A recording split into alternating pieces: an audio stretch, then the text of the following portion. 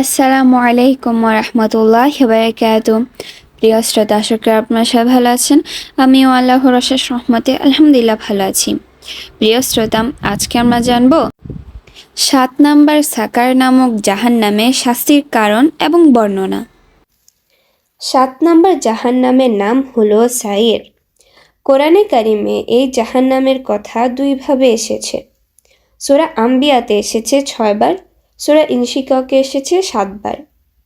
সূরা ইনশিককে 10 এবং 13 নম্বর আয়াতে আল্লাহ তাআলা বলেছেন, যার আমলনামা পিছন দিক থেকে বাম হাতে দেওয়া হবে সে ব্যক্তি নিজের জন্য ধ্বংস ডাকবে। সেই ব্যক্তি বলবে, হায়, কেন বাঁচলাম? মরণ যদি চলে আসতো। আল্লাহ বলেন, এই জাহান্নামীরা দুনিয়াতে খুব আনন্দ ফুর্তিতে দিন কাটাতো এবং হারামের পথে থাকতো। সূরা মুলকে আল্লাহ রাব্বুল আলামিন 11 নম্বর আয়াতে আরও বলেছেন, জাহান্নামীদেরকে যখন জাহান্নামে ফেলে দেওয়া হবে তখন তারা নিজের অপরাধকে স্বীকার করবে এবং বলবে, হে আল্লাহ, আমাদেরকে ক্ষমা করে দাও, একবার সুযোগ দাও।